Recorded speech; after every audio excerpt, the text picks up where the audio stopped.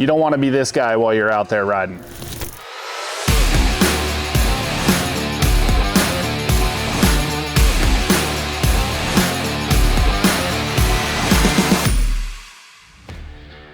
I'm Brian Merrock with Beta USA, and today we're going to go over adjusting the chain slack on a 450 RX. The first thing you're going to want to do is find the tight spot in the chain. So we've got the bike suspended on a lift here so we can rotate the rear tire easily. And what you're going to do is rotate the tire while feeling the chain slack, and you'll feel a noticeably tighter spot in the chain. That is where you want to set your chain tension. So we're going to go ahead and 5 or 6 spots in the chain. We're going to go ahead and rotate it around here until we find that tight spot. Sometimes it takes 2 or 3 revolutions because that tight spot might not be super noticeable. So that spot right there, as I felt it, I could feel that it was definitely tighter than the last several spots. So this is the spot that we're going to go ahead and adjust the chain at. There's several methods of doing this. You know, you have the old school 3-finger method, you have the little wiggle test. You know, some people will just pull on the back of the sprocket. Those might work in a pinch. We're gonna go over the proper method, and the best way to do that is with a metric ruler. So you have your millimeters on here on one side, inches on another. We're gonna measure that chain slack at the top of the swing arm, right at the back hole of the chain slider. And what we're gonna do is we're gonna position the ruler so that it's nice and flat and vertical. You don't want it leaning one way or the other. And we're gonna push up on the chain, and you're gonna try and measure to the center of the pin.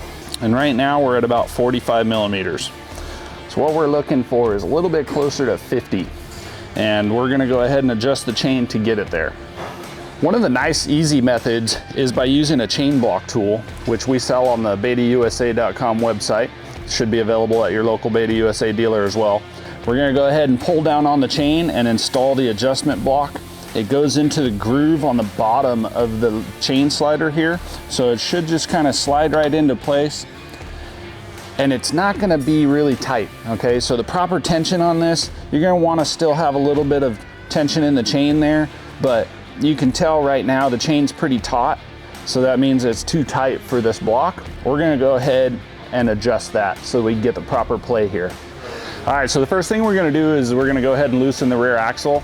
Now you don't want it to be completely loose so that the wheel is kind of floating around. You still want it to be a little snug so it will hold the adjustment as you're bringing the adjuster blocks back. So we got our 30 mil here for the axle. We're gonna go ahead and break that loose. And again, not all the way. We just want it loose enough so that the tire will move. Now we're gonna go ahead and loosen the adjusters. So I have my 10 and my 13. And we're gonna break loose the lock nut here on both sides so that we can go ahead and adjust the tension on the blocks. So, as you noticed, or may have noticed, those weren't very tight, okay? A lot of people will torque down on those locking nuts. It is not necessary, okay? You just wanna put a little tension on them so that it will hold the adjuster in place. The last thing you wanna do is strip out that adjuster in the swing arm.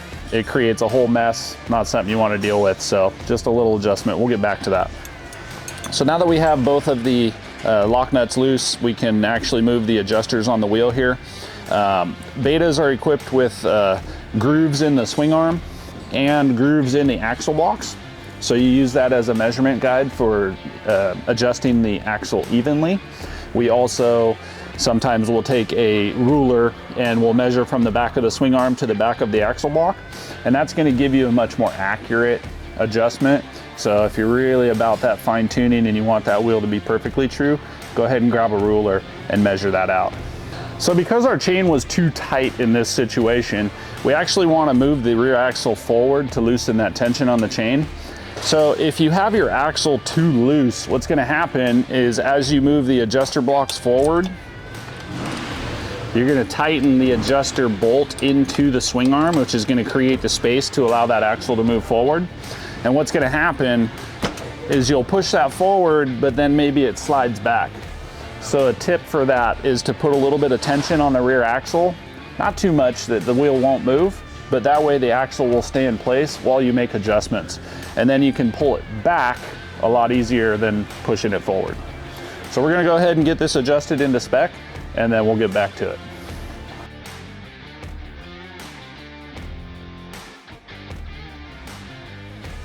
So one of the really big key factors of adjusting the chain is making sure that that axle's straight.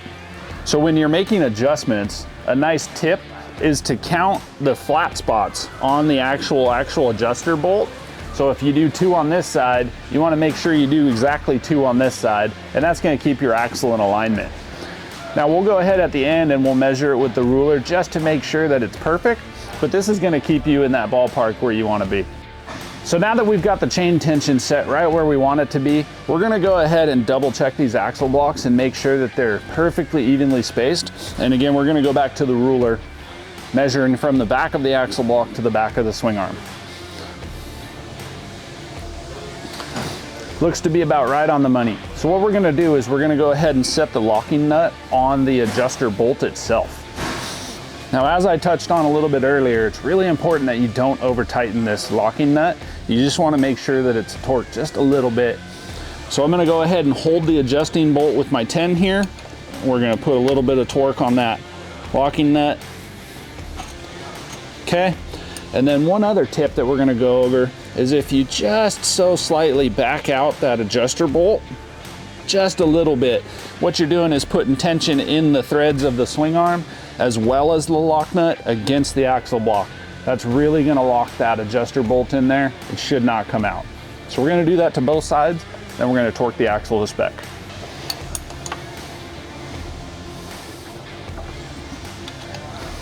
So we're gonna go ahead and torque the rear axle to spec. Per the manual, it's 130 Newton meters.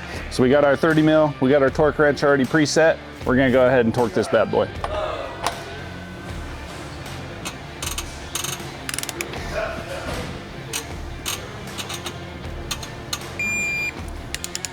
That's tight. That ain't going nowhere. We've gone ahead and we've set the chain tension here, and we're gonna go back to the axle block, and I'm gonna show you, look at how much easier that thing is to move around in there. You got a little bit of more play on the bottom here. That's what you're looking for, okay? This tool should not be snug inside of that chain. So if you watched how I installed it earlier, now it installs considerably easier because the chain tension is actually correct. So now that we've got the chain tension set here for the rear axle, we're gonna double check it with the metric ruler here. We're gonna put it right back into place, push up on the bottom of the chain, and again, we're going to the center of the pin, and man, we're right there at 50 millimeters. So now that we've got the chain adjusted, we're gonna go ahead and give it some lube. It's really important to use a high quality chain lubricant because a lot of them don't penetrate properly with an O-ring or non-O-ring chain. What you're actually trying to do is get the chain lube into the rollers here. And so if you're just kind of spraying it on top or spraying it on the sprocket, you're not really doing a good job lubing it, because as soon as that tire rotates, it's just gonna fling off. So the best place to lubricate the chain is on the inside. And if you spray it down here between the tire and the frame, you'll avoid getting anything on your bike, any of that extra mess. And what's gonna happen is as the chain is going around the sprocket, that centrifugal force is gonna pull the lubricant through the chain before it flings any excess off. We got our liquid moly chain lubricant here. We're gonna go ahead and apply some. We're gonna get that tire spinning, and we're gonna spray it on the inside just like we discussed. I like to do a couple of rotations. Yes, you're gonna get some excess coming off of there, but it's super important that your chain is properly lubricated to extend the life of the chain. But most importantly, you want those links to move freely so that it doesn't create friction as the chain is rolling around, because that's just gonna steal horsepower from you.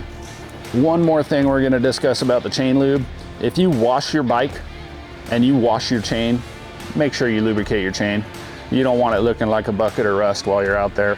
That's gonna tighten the chain up. It's gonna cause it to bind. It's not gonna roll as smoothly. It's all about keeping that chain lubricated and rolling as easily as possible. Last thing we're gonna do is go ahead and clean up all the excess chain lube. Now that we've rotated it around, just get a little bit off of the chain there, because again, we sprayed it on the inside where it matters most.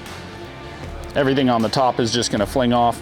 We're gonna go ahead and wipe down the equipment, and we're gonna get back out there.